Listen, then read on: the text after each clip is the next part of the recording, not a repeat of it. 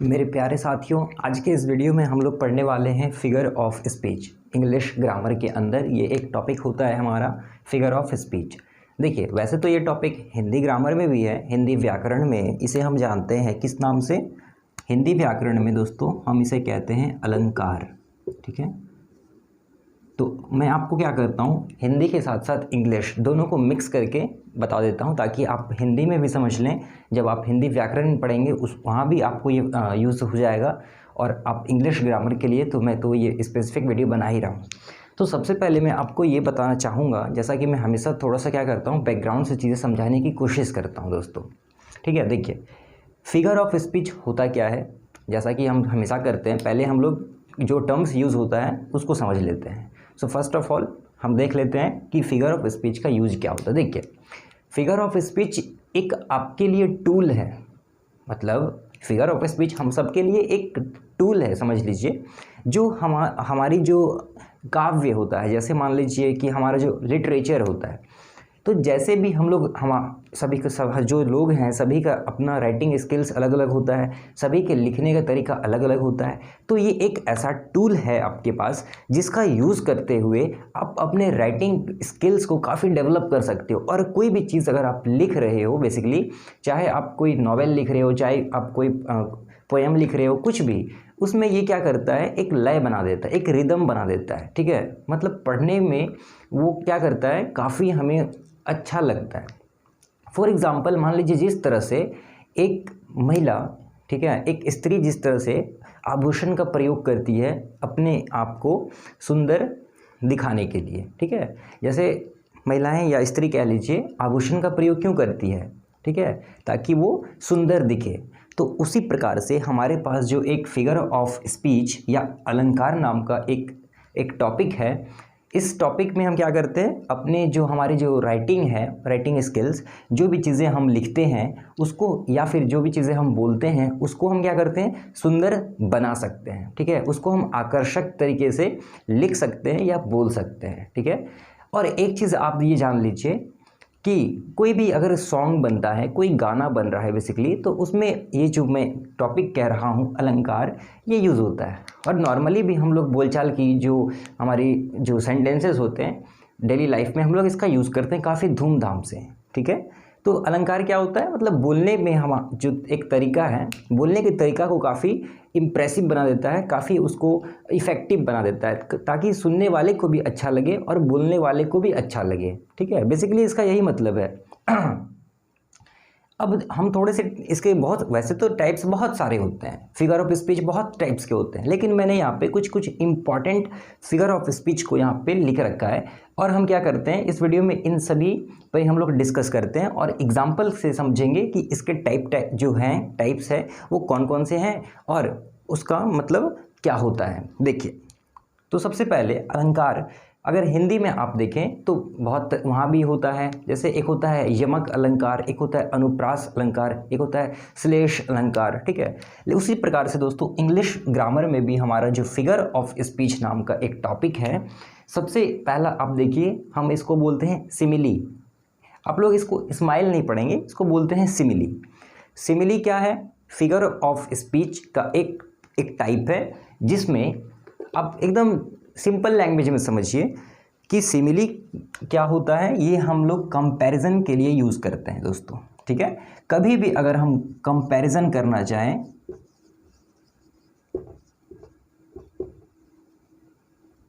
कभी भी दोस्तों अगर हम कंपैरिजन करना चाहें तो हम क्या करते हैं, सिमिली नाम का जो हमारे पास फिगर ऑफ स्पीच है इसका यूज़ करते हैं। ठीक है, नहीं समझ में आया होगा, मैं आपको और डिटेल में बताना चाहूँगा। देखिए, कंपैरिजन जो होता है दोस्तों हमेशा दो चीज़ों के बीच में होता है।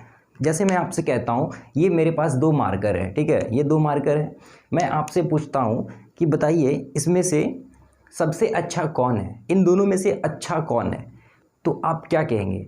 आप हो सकता है आप ये कह दें, या आपके पास जो तथ्य है आप उस हिसाब से इसको कह दें। ठीक है, लेकिन आपसे अगर मैं पूछूं बताइए ये मार्कर अच्छा है या बुरा, तो आप किस बेसिस पे, ठीक है, किसके सापेक्ष में, किसके रिस्पेक्ट में आप बोलेंगे कि ये अच्छा है। तो साइंस का भी एक टॉपिक है, ठीक है, सापेक्ष, जिसको हम लोग एक शब्द बोलते हैं। तो उसी तरह से दोस्तों कंपैरिजन करने के लिए हमेशा दो चीज़ों की आवश्यकता होती है।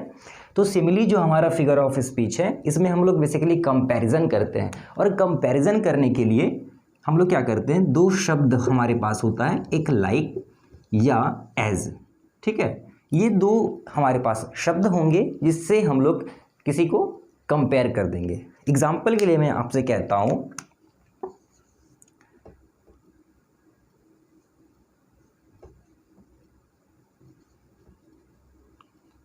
द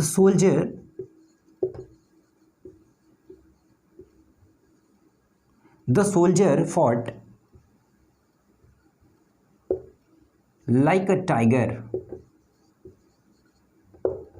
देखिए मैंने एक दोस्तों सेंटेंस लिखा, मैंने क्या लिखा, the soldier fought like a tiger. मतलब सोल्जर मतलब क्या हुआ, सैनिक, ठीक है, हमारे जो सैनिक है, द सोल्जर फॉट, वे लड़े, कि किस तरह से लड़े, लाइक अ टाइगर, मतलब कि टाइगर कह लीजिए या लायन कह लीजिए, मतलब वो एक शेर की तरह लड़े, वॉर में वो एक शेर की तरह लड़े। तो हमने क्या किया है दोस्तों, सोल्जर का कंपैरिजन हमने सीधा टाइगर से कर दिया। और कैसे किया, एक शब्द यूज करके जिसको हम बोलते हैं लाइक, लाइक अ टाइगर या लाइक अ लायन, ठीक है। या हम ऐसे भी कह सकते हैं, द सोल्जर फॉट ब्रेवली, ऐसे भी कह सकते हैं, द सोल्जर फॉट ब्रेवली। या इसी बात को कहने का एक और तरीका हो सकता है, the soldier was a tiger in the war, the soldier was tiger in the war. तो बात कहने के ये अलग अलग तरीके हैं, ठीक है, बेसिकली ये क्या है, अलग अलग डिफरेंट तरीके हैं। तो इसी तरह से हम लोग लाइक या एज कर का यूज़ करते हुए सिमिली जो हमारा फिगर ऑफ स्पीच है इसका यूज़ करते हैं। जैसे एक और देख लीजिए, learning English is as simple as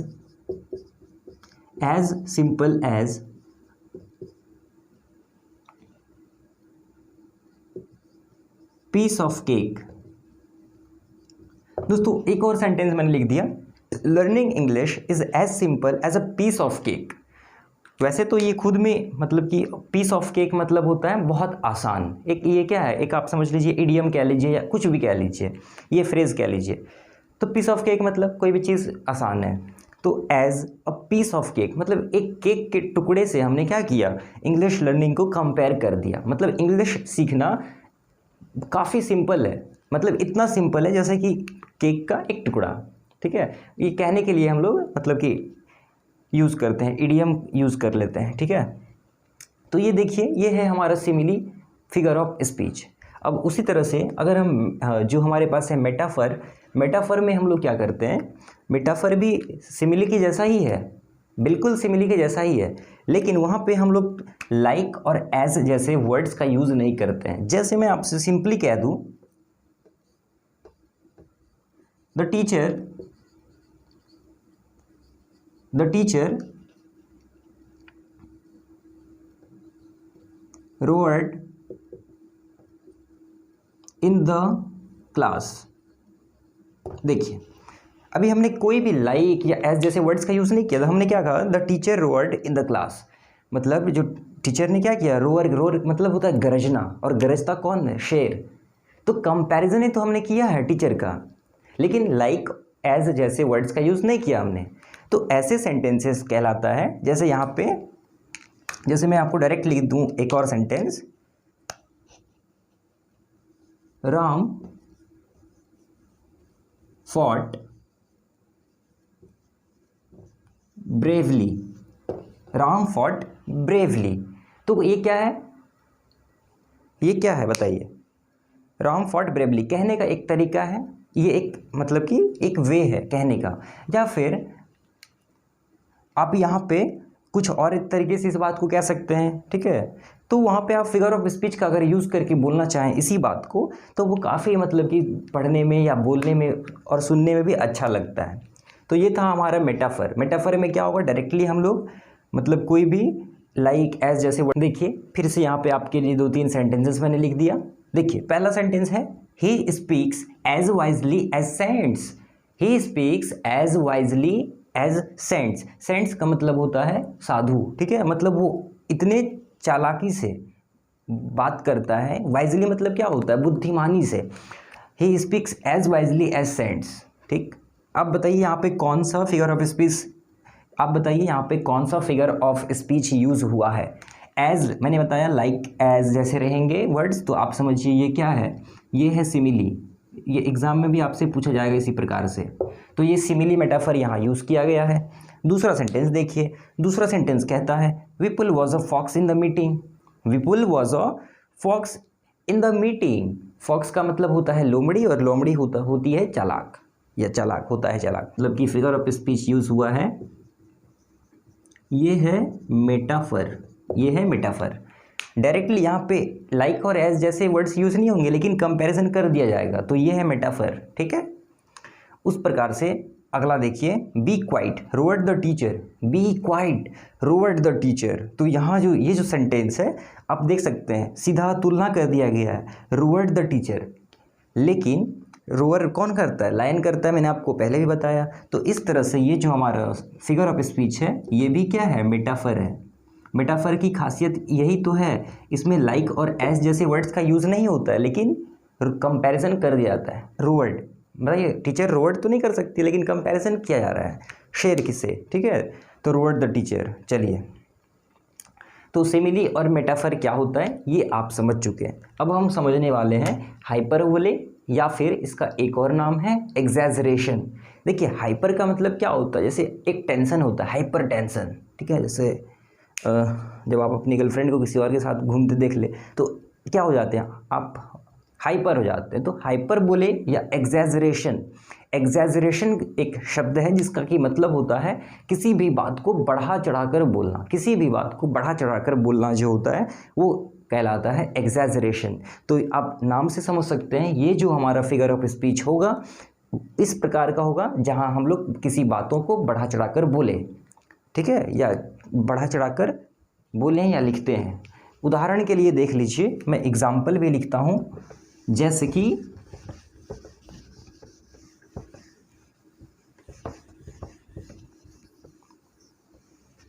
देखिए, अब हम समझते हैं कि हाइपरबोले या एग्जैजरेशन का जो यूज़ होता है वो कैसे, मतलब सेंटेंस कैसा होता है जिसमें exaggeration figure of speech use होता है। देखिए, जो विलियम शेक्सपियर हैं उनकी एक मतलब कि आप कह लीजिए बुक जिसका नाम है हैमलेट।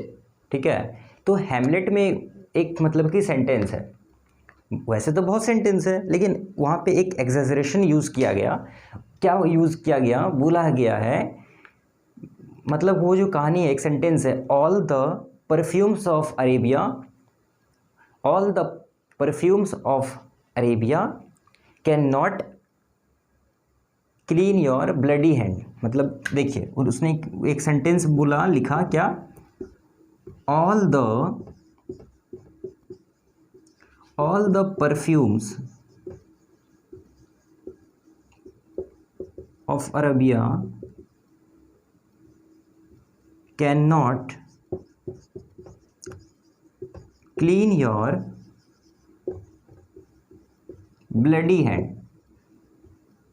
देखिए ब्लडी हैंड का मतलब हुआ कि खून कर देता है वहाँ पे। ठीक है, तो मर्डर हत्या कर दिया जाता है, तो ब्लडी हैंड मतलब हुआ खूनी हाथ। ठीक है, तो all the perfumes of Arabia can not clean your bloody hand, ये पॉसिबल नहीं है। एक फॉग का एक स्प्रे मारेंगे तो ब्लडी हैंड क्या मतलब कि साथ खून भी करके आएंगे तो वो साफ हो जाएगा। लेकिन देखिए बात को कैसे बढ़ा चढ़ा कर बोला जा रहा है, all the perfumes of Arabia, मतलब अरेबियन कंट्री, अरेबिया का जितने भी परफ्यूम्स हैं वो सारे मिलकर भी तुम्हारे हाथ को, मतलब खूनी हाथ को साफ नहीं कर सकता है। तो बात को चढ़ा के बोला गया है, बढ़ा चढ़ा कर बोला गया है। और इसका एक बेहतरीन एग्जाम्पल आप खुद समझ सकते हैं, जब भाई बहन की आपस में झगड़ा हो, ठीक है, भाई अगर मार दे बहन को तो घर आने के बाद पापा को क्या कहती है, एग्जैजरेट करके बातों को बताती है जिससे उसको बेल्ट से मारा जाए। ठीक है, तो वो क्या एग्जैजरेशन होता है वहाँ पे। जैसे कि आप समझिए, माई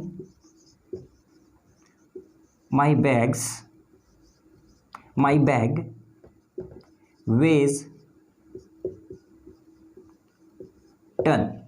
माई बैग weighs टन, बात को ये बढ़ा चढ़ा कर बोल दिया। ऐसा हो सकता है क्या, आपका जो बैग है वो कभी मतलब कि टन में तो उसका वेट हो नहीं सकता है।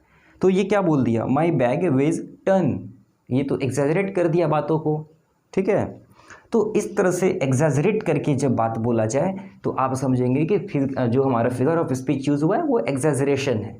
एलिट्रेशन क्या होता है, देखिए एलिट्रेशन का मतलब होता है, जैसे कि आप जानते हैं हिंदी ग्रामर में ये एक होता है यमक अलंकार, ठीक है। क्या होता है, यमक अलंकार। और यमक अलंकार में क्या होता है, एक ही जो हमारा लेटर है, ठीक है, एक ही लेटर का रिपीटेशन कई बार होता है, एक ही लेटर का रिपीटेशन कई बार जब होता है तो हम लोग क्या बोलते हैं कि यमक अलंकार है।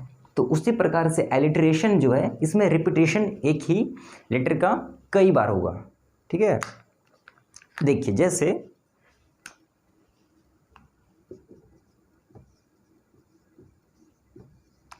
बीटर बॉटर